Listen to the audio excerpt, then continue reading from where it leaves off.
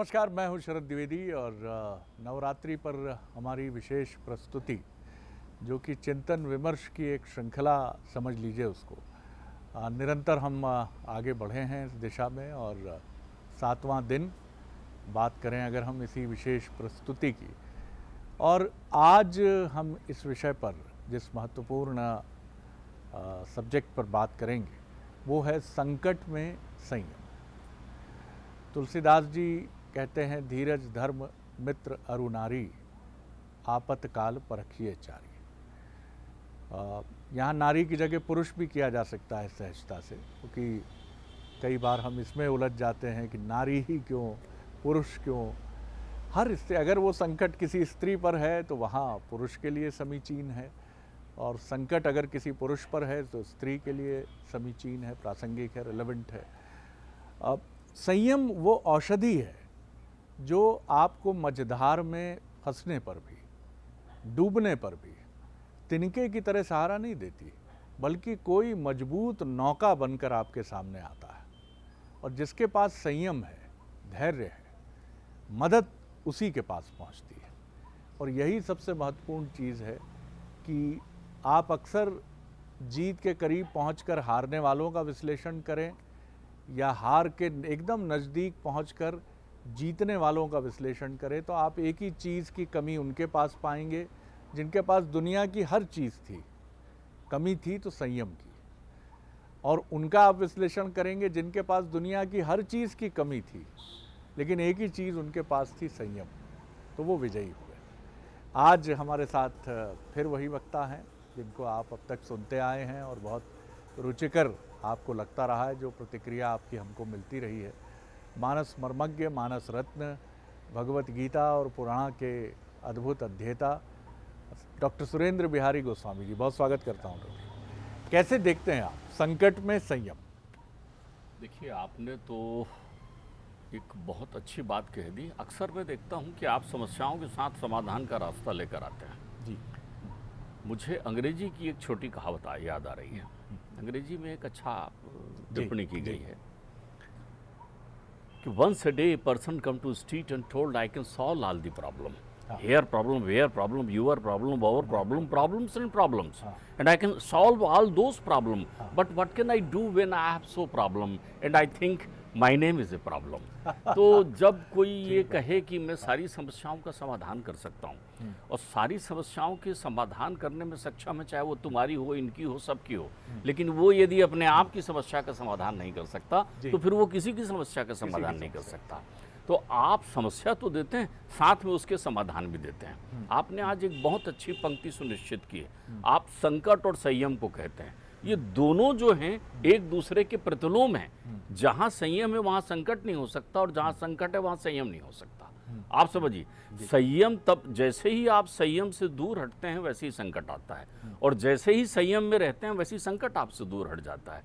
अब आपने तुलसीदास जी की एक बड़ी अच्छी उक्ति कही है। मुझे लगता है हमें आज इस उक्ति का विश्लेषण कर देने से हमारी समस्या का समाधान हो जाएगा। धीरज, धर्म, मित्र और नारी, ये 4 औषधियां हैं आपकी संकट के समय। आपतकाल परखिए चारी। अगर आप ध्यान से देखें तो धीरज की परख आपके आपतकाल में होती है।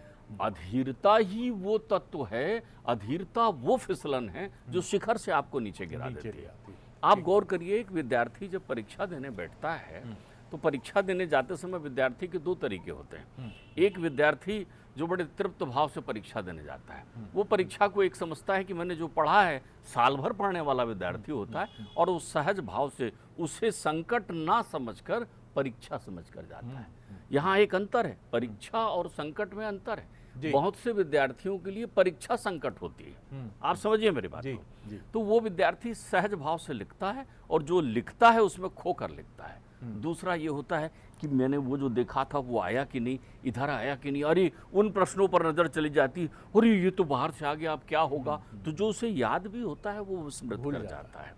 तो संकट के समय धीरज का अर्थ होता है बुद्धि नाशात प्रणश्यति, ध्यायतो विषयान पुंसा सम्मोहात उपजायते। जैसे ही आप विषय वासनाओं में अर्थात तमाम प्रकार के चक्रव्यूह में आते हैं, वैसे ही आपको आसक्ति और विरक्ति का मोह घेर कर रख जाता है। आप देखिए, कोई चीज़ आपको प्राप्त हो गई तो आप खुश हो जाइए, लेकिन आप हमेशा बेचैन रहते हैं वो चली ना जाए। चली ना जाए। हाँ। आप समझिए, बिल्कुल ठीक संकट की स्थिति में मैंने एक शोध में देखा आपने कि एक व्यक्ति जो है वो अपनी मोटरसाइकिल से चला जा रहा था, मोटरसाइकिल से चला जा रहा था, सामने से एक ट्रक आ रही थी। अब वो व्यक्ति ने देखा कि अचानक मोड़ पर सामने से ट्रक आई और उस व्यक्ति ने देखा तो उसके हाथ पांव फूले, वो घबराया, लेकिन उसने अचानक अपनी बुद्धि को स्थिर रखा कि भैया मुझे संभलना है अपने आप में, तो उसने अपनी बुद्धि को संभाल कर रखा। धीरज का अर्थ ही होता है कि लहराते समय संभलना। आप तैरने जाएं पानी में और पानी में तैरने जाएं, अचानक कोई आपको कह दे अरे बहुत गहरा है, तो आप तुरंत घबरा जाएंगे, हाथ पैर फूल जाएंगे, तैरना आप अपनी सहजता खो देंगे। आज ये महामारी का दौर आया है, जिस पर महामारी का संक्रमण होता है, अब महामारी का तो संक्रमण हो गया, आप असावधान थे, जिन भी कारणों से हो गया। अब आपका तरीका ये है कि आप ये देख लें कि ये आफत आ गई है और ये एक संकट मेरे पास आ गया है। अब आप अपने अंतर चित्त में एक सुंदर, एक जीवंत, एक भविष्य की अभिलाषा रखिए कि मुझे इससे बाहर निकलना है। अपने आत्मविश्वास को बढ़ाइए। अब आत्मविश्वास आपने बढ़ाने का क्रम किया तो आपको जो सामने आने वाला संकट है उससे सामना करने में संयम आपके सामने आ जाएगा। धीरज धारण करने की विषय वस्तु है। धीरज अधीरता के विरुद्ध उपचार है। अब आप दूसरा देखिए, धर्म। बहुत सारे लोग सोचते हैं अब धर्म क्या है, धर्म मतलब हमें वो बचाएंगे, भगवान जी बचाएंगे, अल्लाह बचाएंगे, ईश्वर बचाएंगे। धर्म वो नहीं। संकट के समय तुम्हारा कर्तव्य क्या है, ये धर्म कहलाता है। क्या तुम अपने कर्तव्य से च्युत हो रहे हो? अभी देखिए, बड़ा उल्टा जमाना चल रहा है। जिनके लिए सारे संकट हमने इकट्ठे किए, अब उनका धर्म है कि इस संकट के समय हमारी रक्षा करें। किनके लिए ये सब कुछ इकट्ठा किया? उस युवा संतान के लिए, उस बच्चों के लिए, उन बच्चियों के लिए। अब वो लोग क्या कर रहे हैं, वो इस संकट को लेकर आपके घर आ रहे हैं। उनके कदम तो रुक नहीं रहे हैं ना घर में। आप देखिए, जिनकी पूजा करना चाहिए, क्षमा करें, जिनकी पूजा करना चाहिए, उनकी आप पूजनी बने बैठे हुए हैं। वो मनुहार कर रहे हैं, ये बेटा सवेरे उठ जाया कर, थोड़ा सा देख, थोड़ा घर में हाथ बैठ को मत जाया कर बेटा। अरे तुम्हें क्या मालूम, ये सब कहने वाले हैं, टीवी में फैली हुई बातें हैं। तो आपका धर्म क्या है? परिवार के प्रति, राष्ट्र के प्रति, समाज के प्रति। धर्म पर तुलसीदास जी श्रेष्ठतम धर्म बताते हैं, परहित सरस धर्म नहीं भाई। क्या आप परहित यहाँ पर कौन हो गया? सारे जितने लोग हैं आपके परिवेश में, उनके हितार्थ आप कितना काम कर रहे हैं, उनकी रक्षा के लिए कितने सूत्र आपके पास में हैं। तो आपका धर्म ये कह रहा है, आप उस धर्म से च्युत ना हो। धीरज, धर्म, मित्र, हम तो डूबे सितम तुमको भी ले डूबे। मैं अलग अलग व्याख्या करता हूँ शरद जी, आप मेरी बात समझिए। मैं अगर शब्दों को भिन्नात्मकता में आनंद लेना चाहूँ तो आजकल दोस्त हैं। दोस्त का अर्थ होता है जो दोनों को अस्त कर दे। दोस्ती के खातिर एक सिगरेट पी ले।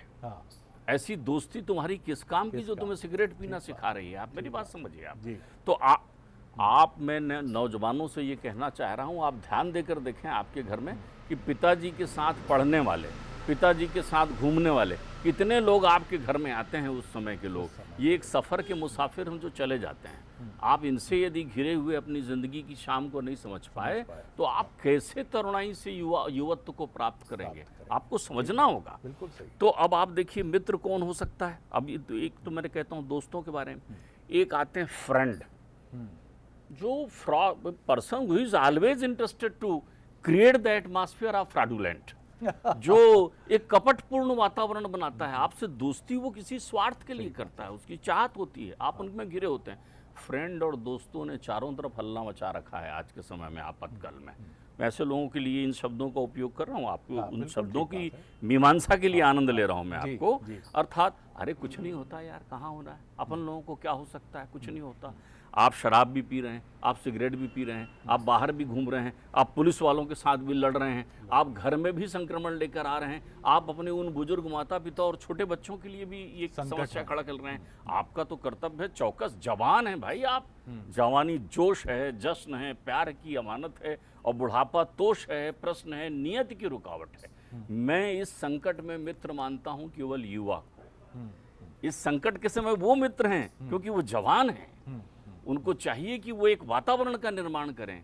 शरद जी, युवा का अर्थ क्या होता है, उल्टा कर दीजिए, वायु, उत्साह, उमंग, तरंग, आनंद, प्रवाह, जो चले पवन की चाल जवानी उसको कहते हैं, जो बुझते दीप जलाए रवानी उसको कहते हैं, हर्षे तो फूल खिला दे, रूठे तो प्रलय मचा दे, अरे जो पग पग बांधे आंधी जवानी उसको कहते हैं। आप जवान हैं, आप कौन से कर्तव्यों का निष्पादन कर रहे हैं? आपको इस समय मित्र होना चाहिए, किसका? परिवार का, राष्ट्र का, समाज का मित्र होना चाहिए। मुझे ऐसी भीड़ दिखनी चाहिए। कैसी भीड़? सड़कों पर नहीं, एक सोशल मीडिया पर भीड़ दिखनी चाहिए, तो सारे युवा ये संकल्प ले लें, अरे बड़ी बड़ी बातें आप करते हैं, आपके पास बड़े बड़े चिंतन हैं, बड़ी बड़ी कल्पनाएं हैं आपके पास, बेटा वो सब साकार तब होगा जब हम बुजुर्ग लोग भी उसका आनंद लेने के तुम्हारे पास बैठे हुए होंगे। रक्षा करो, देखो राष्ट्र त्राहिमाम कर रहा है, अपनी संतानों को देखना चाह रहा है, तो मित्र युवा है। और नारी क्यों? वही तो एक बैठी हुई महतारी है, वही तो एक बैठी हुई बहन है, वही तो एक बैठी हुई बेटी है। देखिए, बल का उल्टा होता है अबल, और बला का उल्टा होता है अबला। बला यानी सीमित शक्ति, अबला यानी असीमित शक्ति। अगर कहीं धीरज की पराकाष्ठा है तो वो नारी तत्व में है। उसकी धीरज देखिए, उसने जीवन के कितने कष्ट झेले हैं उसको देखिए। आज आवश्यकता है कि हम स्त्रियों के प्रति भी अपने भाव इस रूप में रखें। घर में बर्तन वो मांजे, चौका चूल्हा वो करे। मैंने कहा ना, जो पूज्य हैं उनके सामने हम पूजनी बने बैठे हुए। रसोई में सारे घर में सारे प्रकार के लोग इकट्ठे हैं, सब करने की जिम्मेदारी उन्हीं की दे दी। आपकी दिनचर्या में कौन सा परिवर्तन है? बिल्कुल ठीक बात। तो आपको आज के इस संकट के दौर में इन चारों को मिलाना होगा और इनका नेतृत्व युवा को करना होगा। बिल्कुल, क्योंकि दौड़ के दवाई लेने कौन जाए? बिल्कुल ठीक, बड़ी सुंदर बात है ये। लेकिन यहाँ एक सूत्र और ध्यान में रखिए, और वो सूत्र ये है कि संकट भी आएगा। संकट के बिना संसार में किसी की गति नहीं है। संकट राम के सामने भी आया, संकट कृष्ण के सामने भी आया, आपके हमारे सामने भी आया। लेकिन संकट, जैसा बहुत सुंदर बात कही डॉक्टर गोस्वामी ने, कि संकट और संयम, जहाँ संयम है वहाँ संकट नहीं है, और जहाँ संकट है वहाँ संयम नहीं है।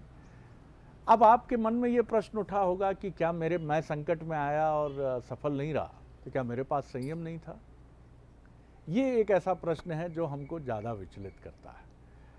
हम देखते हैं कि रामायण में जब राम युद्ध करते करते क्लांत हुए तो आदित्य हृदय स्त्रोत सामने आया, और अगस्त्य मुनि उनके सामने प्रकट हुए और कहा कि हे राम, ये सूर्य की उपासना का मंत्र है आदित्य हृदय स्त्रोत, इसका वाचन करें। और आप दरअसल राम के भीतर वो सब कुछ है। मैं ये नहीं कहता कि उनको किसी मंत्र की आवश्यकता है, लेकिन सच्चाई यही है कि राम को किसी चीज़ की आवश्यकता नहीं है। वहाँ अगस्त्य मुनि एक जीवन प्रबंधन के गुरु के तौर पर आए, क्योंकि युद्ध में आप थकने लगे हैं, आपको एक प्रबंधन के मंत्र की आवश्यकता है। और वो मंत्र, भाई आदित्य की उपासना तो बहुत अच्छी बात है, लेकिन राम को उस मंत्र से पढ़ने के बाद ऐसा लगा एक मनोवैज्ञानिक स्फूर्ति भी मिलती है। इस पर क्या कहेंगे? नहीं, देखिए, ये आपने बड़ा अच्छा उदाहरण दिया, लेकिन इस उदाहरण में इसकी गूढ़ अर्थ भी हो जाएंगे। सबसे पहले तो आप ये समझ लें, एक होता है कष्ट आना जीवन में, जी जी, और एक होता है संकट आना जीवन में। संकट वो कहलाता है जिसका तत्कालिक उपचार नहीं होता। बिल्कुल, तत्काल कोई उपचार नहीं होता। जैसे कोरोना, भाई आप जैसे कोरोना, ये संकट है जी। वो आपदा जिसका प्रबंध करने में आप समर्थ ना हो, तो आप संयम के अस्त्र का उपयोग करते हैं। रुको और देखो, संभलो और देखो, शत्रु अपना प्रबल है, वो सीधे सीधे पराजित होने की स्थिति में नहीं है। अब देखिए, अगस्त्य मुनि और राम की लीला का चिंतन करने के पहले हम राम के अलग अलग अनेकों ने एक चिंतन को देखें। राम प्रत्येक मनोरोग के चिकित्सक हैं, मतलब वो चिकित्सकों के चिकित्सक हैं, आप ये समझिए। लेकिन राम की चिकित्सा का ढंग देखिए, वो सबको प्रभुताई देते हैं, वो सबको प्रभुताई देते हैं, इसलिए प्रभुताई देते हैं, वो सबको बांटते हैं। देखिए, अच्छा प्रबंधक वो होता है जो सबको प्रभुताई देते हैं, इसलिए देते हैं प्रभुताई। और तो और जब उनके सामने ये व्यवस्था आई कि भाई को शक्ति लगी हुई है, और शक्ति लगी है तो इसकी चिकित्सा किससे कराएं? आप ये देखिए, तो उन्होंने कहा हम देव वैद्य अश्विनी कुमार को लेकर आ जाते हैं। फिर उन्होंने विभीषण ने कहा भाई एक वैद्य हमारे सुषेण भी हैं यहाँ। राम ने शत्रु के वैद्य को चुना। देखिए, रहता रावण के यहाँ है, रावण का चिकित्सक है और चिकित्सा के क्षेत्र में शत्रु के यहाँ का है। तो राम ने कहा कि नहीं भाई, उनको लेके आए। क्यों? शत्रु का वैद्य बहुत अच्छा मर्म जानने वाला होगा, और चूंकि वो वैद्य है, आप समझिए, वो उसका मूल कार्य जो है वैद्य का कार्य है, तो वो इस संकट के समय में अपनी वैद्य विद्या नहीं भूलेगा। वो तो वैद्य है ना, जो उसका नहीं, उसका धर्म का निर्वहन करेगा ना वो, तो आके वो अपने धर्म का निर्वहन करते हैं। अब परमात्मा यदि चाहते, लक्ष्मण को अगर वैसे स्वरूप में देखें तो जो स्वयं शेषनाग के अवतार हैं, उनको उस शक्ति से बाहर निकलने में क्या होना है? उनको तो ब्रह्मास्त्र भी स्पर्श नहीं कर सकते ना किसी प्रक्रिया में। बाद में वो ब्रह्मास्त्र भी चलाते हैं तो वो स्पर्श नहीं कर सकते, लेकिन यहाँ पर तो आपको प्रभुताई देनी है, तो वो चुप रहते हैं। और जो संयम कौन कर रहे हैं? हनुमान जी चुपचाप खड़े हैं। परमात्मा उनसे कह रहे हैं कि भाई तुम जाओ। अब आप देखिए, यहाँ पर हनुमान जी जब संजीवनी लेकर चलते हैं वहां से, आज भी एक औषधि को हम संजीवनी कहते हैं, वो वायु मार्ग से ही आ रही है लोगों के पास में, तो संजीवनी लगती है। यहाँ मैं एक बात रुक कर कहना चाहूंगा, सुषेण वैद्य जो है, वो शत्रु पक्ष का होकर भी उन्होंने अपनी वैद्य धर्म का निर्वहन किया है। और आज हमारे सारे चिकित्सक जब अपने वैद्य धर्म का निर्वहन कर रहे हैं, तो हमें उनके प्रति जो है पूर्वग्रही व्यवहार नहीं रखना चाहिए। बहुत अच्छी बात। जीवन और मृत्यु जो है, ये भी संयम की आवश्यकता है। उस समय दुख की पीड़ा जो है, आप दुख में इतने अधीर ना हो जाएं कि धर्म पथ पर लगे हुए लोगों के प्रति उग्रता का परिचय दें। एक चिकित्सक भगवान हो सकता है, भगवान की तरह हो सकता है, लेकिन वो संपूर्ण ब्रह्म नहीं हो सकता। वो लगा है, उसके चारों तरफ नाना प्रकार की व्यवस्थाओं से वो घिरा हुआ है। तो आप सबसे पहले आप देखिए तो परमात्मा सुषेण के प्रति कितना सम्मान रखते हैं। वैद्य आए हुए, उनको वो घर से ही तो उठाकर लेकर आते हैं। कितना विश्वास है उनका। शत्रु का भी है तो भी वैद्य है। तो वैद्य पर न केवल विश्वास रखिए, बल्कि वैद्य के प्रति विश्वास के साथ साथ अपनी भावनाओं से पूर्वग्रह को हटाइए। राम ने ये पूर्वग्रह हटा दिया था जी। आप ध्यान रखिए, आज पड़ोसी देश को इतना वैमनस्य हो चुका है अपने से कि अपने यहाँ से यदि औषधि भी उसको देना चाहें तो उसे औषधि भी स्वीकार नहीं है। तो आप समझिए उसके पूर्वग्रह का अंत वो देख रहा है अपने आप, अपनी प्रक्रिया में।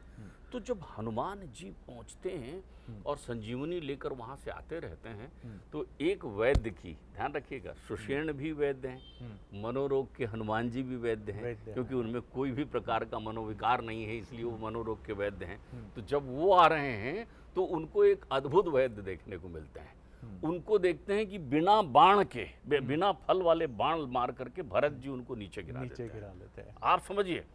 तो अब हनुमान जी में एक रोग आने की संभावना थी।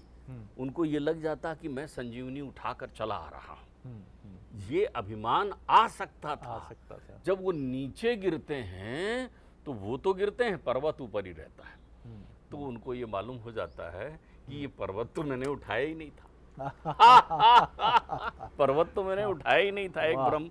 दूसरा, उनको वो अद्भुत वैद्य मिलते हैं भरत जी, जो उनसे कहते हैं क्षमा करें प्रभुवर, आपको मैंने एक कार्य में अवरोध कर दिया, आप तो ऐसा करिए, मेरे बाण में ये संजीवनी पर्वत को लेकर के, द्रोणागिरी पर्वत को लेकर आप बैठ जाइए, मैं वहीं पहुंचा देता हूँ बाण से। उनको लगता है ऐसा अद्भुत बाण तो मैंने आज तक नहीं देखा। राम बाण को सुना था, ये तो एक और अद्भुत व्यक्ति मिले हैं जो बाण में बैठाकर मुझे पहुंचा सकते हैं। जितना आप संयम करेंगे उसमें समर्पण की व्यवस्था जागेगी आपके साथ। एक बात और समझिए, आज के दौर में जब आपात आता है ना, जब संकट आता है ना, तो प्रकृति अपना रौद्र रूप दिखाने के साथ परिवेश का वातावरण भी चुनौतीपूर्ण कर देती है।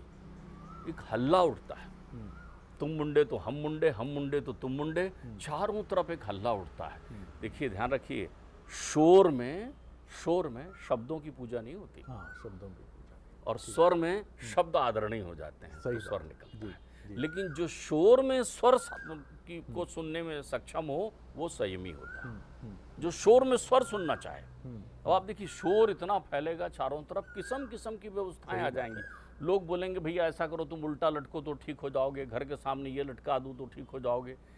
एक व्यक्ति, एक शासन, एक चिकित्सक, एक समाज से जुड़े लोग, समझदार लोग, कितने आपको समझा रहे हैं, सब हाथ जोड़ रहे हैं, शासन हाथ जोड़ रहा है, समाज हाथ जोड़ रहा है, व्यवस्था हाथ जोड़ रही है, भैया दादा बहन जी फलाने समझो, आप इतने अधीर हैं, जीवन इतना बड़ा नहीं है आपका, बिल्कुल। जीवन का मूल्य समझिए। बहुत तो सुंदर संयम जो है उसकी स्वर लहरियां जो है वो गूंजनी चाहिए, संगीत की तरह जाना चाहिए। आप प्रतिलोम के कितने उदाहरण देते हैं, कितना डरा रहे हैं लोगों को। ध्यान रखिए, ये भी अतीत बन जाएगा, ये भी भूत हो जाएगा। और डॉक्टर साहब, आप जब ये बात कह रहे हैं शोर और संयम की, तो एक कोकिला की गूंज भी हम सुन रहे हैं। हाँ, ये बता रही है कि सुनिए, शोर में क्या अंतर है और संयम में क्या अंतर है। आप वाहनों का सुनते हैं जब आवाजाही, तो वो शोर है, निरर्थक लगता है, कर्णकटु लगता है, चुभता है। और ये जो कोकिला बोल रही थी, जो हमारे कैमरों के जरिए आप तक पहुंची, ये सुनिए इसको, तो ये बता रही है कि संयम है, इसमें शांति है। शरद जी, ये मैंने एक चीज़ और समझी डॉक्टर साहब, इसमें ये चीज़ मैंने समझी कि राम में संयम है। वो विभीषण को भी आमंत्रित करते हैं कि हाँ भाई बताओ।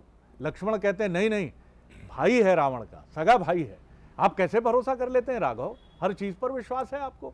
लेकिन ये संयम है, वो सुषेण पर भी विश्वास कर लेते हैं क्योंकि उनका संयम है। और हम जो अपने को विज्ञ मानते हैं, बुद्धिमान मानते हैं, जरा संकट में एक आदमी मिला, अरे लुटेरा होगा यार, कैसे कह रहा है स्टेपनी बदलवा देगा। संयम, संयम। देखिए, युद्ध में संयम का बड़ा अर्थ होता है।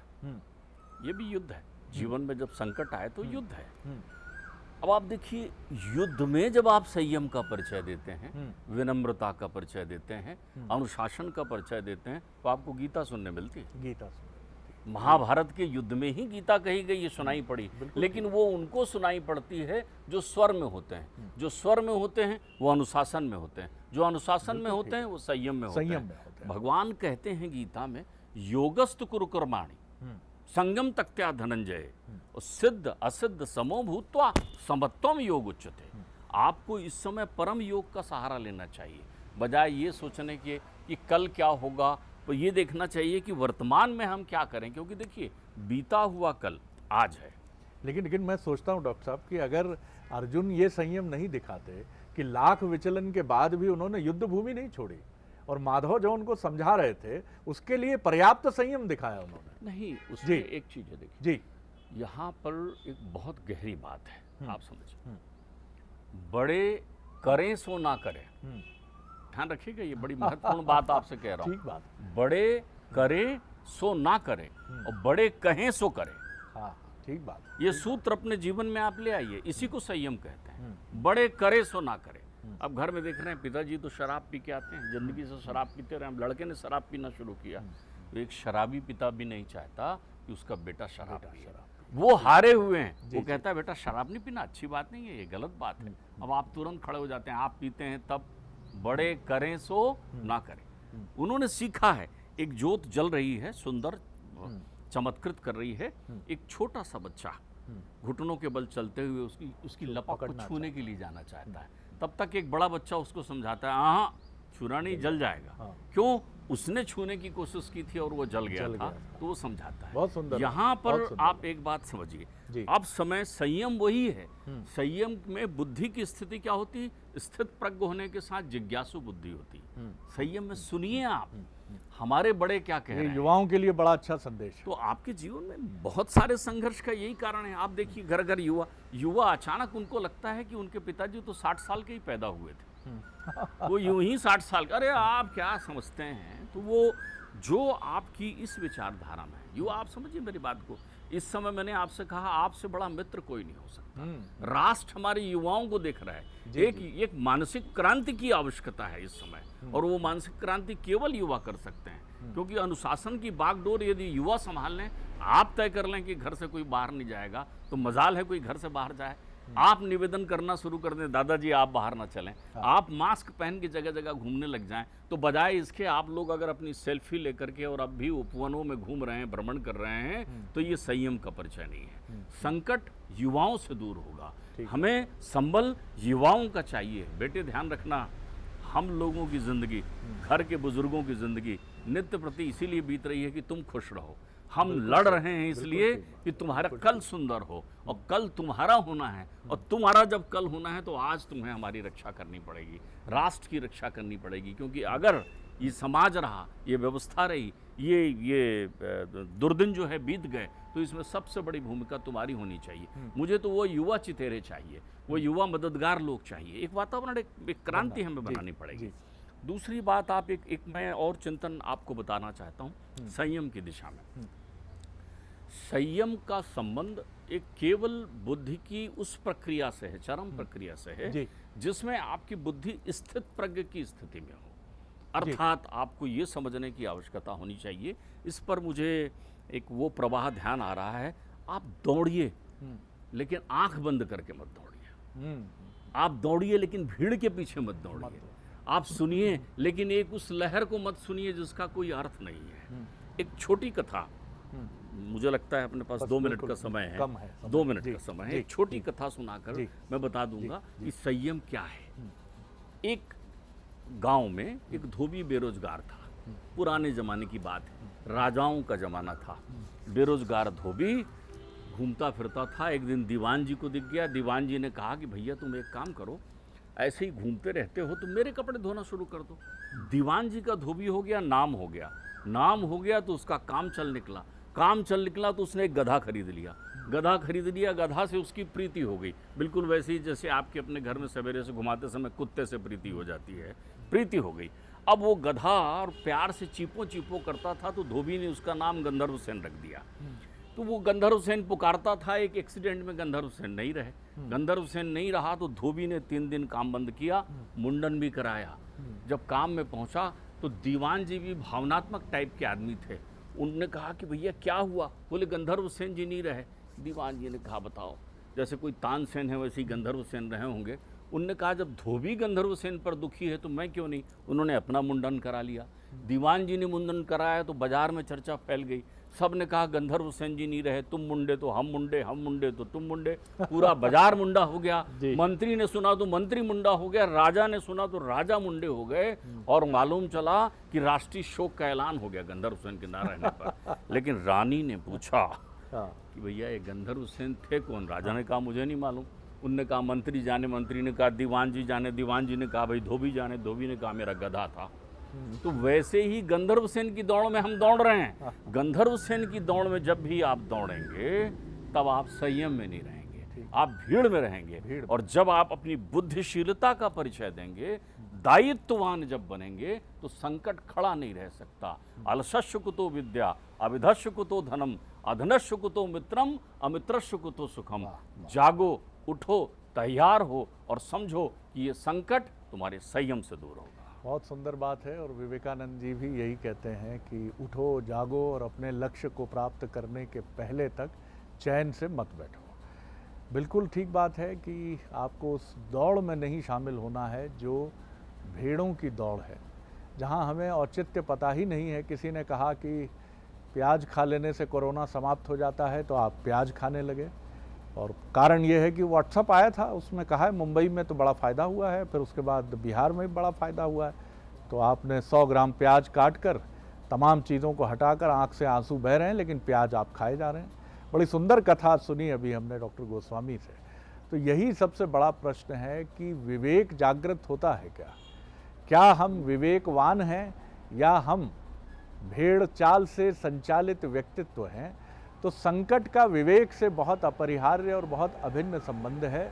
और अगर संकट के समय आपका विवेक जागृत है तो आप कभी भी भेड़ चाल में शामिल नहीं हो सकते हैं। यहाँ मैं आपको थोड़े से बहुत कम समय है समय के लिए टोकूंगा, ध्यान रखिए। जी, जब दुनिया सो जाती है ना तो संयमी जागता है, और जब संयमी सोता है ना तब दुनिया जागती है। तो अर्थात जब दुनिया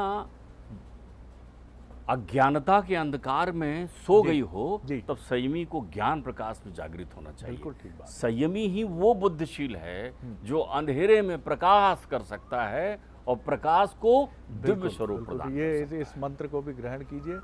बने रहिए बंसल न्यूज़ पर। फिर मिलेंगे आपसे कल एक और नए विषय के साथ। और आज 7वां दिन था और अब 2 दिवसीय सत्र और है, और उसके बाद फिर किसी और स्वरूप में हम डॉक्टर सुरेंद्र बिहारी जी के साथ आपसे मिलते रहेंगे। बने रहिए बंसल न्यूज़ पर। खबरों का क्रम निरंतर जारी है। नमस्कार।